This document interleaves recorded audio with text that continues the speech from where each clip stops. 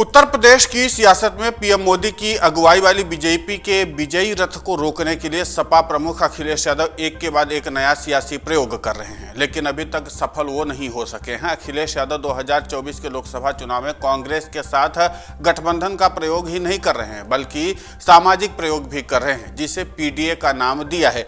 PDA का मतलब होता है पिछड़ा, दलित और अल्पसंख्यक। ये बताया जा रहा था अखिलेश यादव की तरफ से।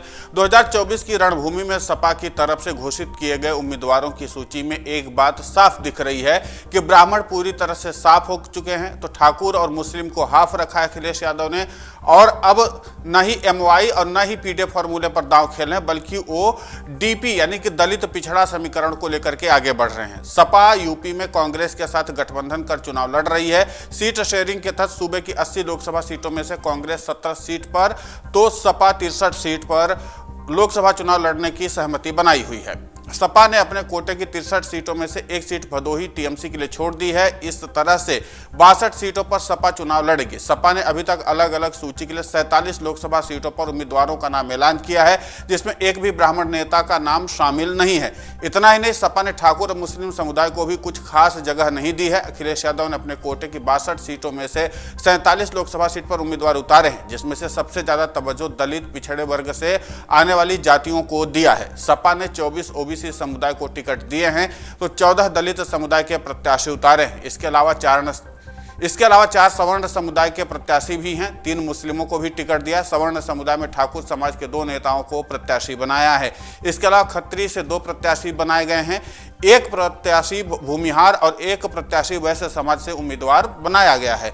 सपा ने अभी तक 24 ओबीसी को टिकट दिए हैं, जिनमें से 4 यादव समुदाय से प्रत्याशी बनाए गए, जबकि 20 टिकट पर गैर यादव ओबीसी शामिल है। गैर यादव ओबीसी में 8 कुर्मी, 3 जाट, 3 मौर्य, शाक्य, 3 मल्लाह, 1 गुर्जर, 1 लोधी और 1 पाल समुदाय के प्रत्याशी हैं। वहीं सपा ने अभी तक दलित समुदाय से 14 टिकट दिए हैं। इनमें से 11 प्रत्याशी आरक्षित सीट पर बनाए गए, जबकि 3 दलित नेताओं को जनरल सीट पर टिकट दिए गए हैं। सपा ने दलित में जाटव, पासी, वाल्मीकि, धोबी और कोरी सहित राजवंशी समुदाय को प्रत्याशी बनाया है। इससे एक बात साफ है कि सपा का पूरा फोकस इस बार दलित ओबीसी समुदाय के वोटों पर है, इसलिए सबसे ज्यादा टिकट उन्हीं समुदाय के लोगों को दिए गए हैं। सपा का कोर वोट बैंक एक समय यादव और मुस्लिम के साथ ठाकुर समाज हुआ करता था, लेकिन यूपी के बदलते सियासी समीकरण और अखिलेश के हाथों में सपा की कमान आने के बाद सवर्ण नेता वोटर दोनों ही दूर हो गए हैं। अखिलेश ठाकुर और ब्राह्मणों की जगह ओबीसी और दलित नेताओं को सियासी अहमियत देने का काम कर रहे हैं। इस तरह से सपा ने ब्राह्मण समुदाय से पूरी तरह से किनारा कर लिया है और ठाकुर समुदाय को भी खास तवज्जो नहीं मिलती हुई दिख रही है। सपा प्रमुख अखिलेश यादव के आसपास कोई भी बड़ा ठाकुर नेता या ब्राह्मण नेता नहीं दिख रहा है। सपा ने 2024 के लोकसभा चुनाव में किसी भी ब्राह्मण को टिकट नहीं दिया, जबकि पार्टी की बुनियाद रखने में जनेश्वर मिश्रा का नाम शामिल था। ब्रजभूषण तिवारी और माता प्रसाद पांडे जैसे ब्राह्मण नेताओं की सपा में तूती बोलती थी। अखिलेश यादव को सियासत में लाने की सलाह मुलायम सिंह यादव को जनेश्वर मिश्रा ने दी थी और कन्नौज सीट से चुनाव लड़ने का काम दिया था।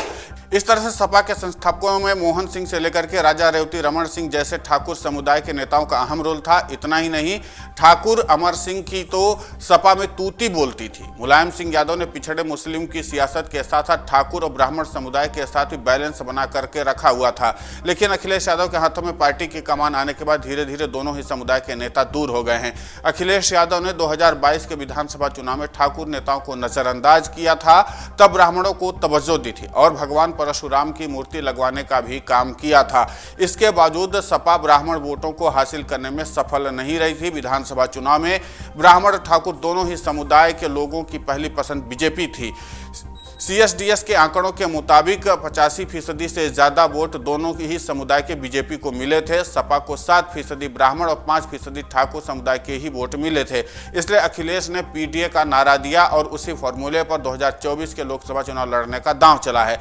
अखिलेश ने पीडीए फॉर्मूले पर टिकट बांटने का फैसला किया है, जिसमें ब्राह्मण और ठाकुर को पूरी तरह से नजरअंदाज कर दिया गया है। सपा के टिकट को देख करके लगता है कि अखिलेश यादव ये मान चुके हैं कि ठाकुर और ब्राह्मण को टिकट देने का कोई फायदा नहीं है, तभी तो उम्मीदवार उतारने से बच रहे हैं। अखिलेश यादव के कोर वोट बैंक रहे यादव और मुस्लिम को भी बहुत ज्यादा जगह इस बार नहीं दी गई है। सपा ने यादव समुदाय से 4 टिकट दिए हैं और चारों ही नेता मुलायम परिवार से हैं। अखिलेश यादव की पत्नी डिंपल यादव, चाचा शिवपाल सिंह यादव, चचेरे भाई धर्मेंद्र सिंह यादव और रामगोपाल यादव के बेटे अक्षय यादव को प्रत्याशी बनाया गया। सपा ने मुस्लिम समुदाय को 3 टिकट दिए, जिसमें अफजल अंसारी, इकरा हसन और जियाउर रहमान बर्क का नाम शामिल है।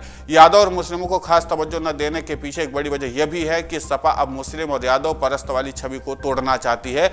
अखिलेश यादव का पूरा फोकस दलित और ओबीसी की वोटरों पर है, क्योंकि बीजेपी के जीत के पीछे इन दोनों ही वोट बैंक का अहम भूमिका है। इसीलिए यादव से कम संख्या वाली कुर्मी समुदाय के 8 प्रत्याशी बनाए गए। इसके अलावा मौर्य और शाक्य समुदाय ओबीसी में तीसरी बड़ी जाति मानी जाती है, जिससे भी साधने की कवायद में अखिलेश यादव जुटे हुए हैं। इसी तरह से मल्लाह और जाट समुदाय पर फोकस किया है। ओबीसी के कुर्मी, मौर्य, जाट और मल्लाह बीजेपी की जीत के आधार बने हुए हैं।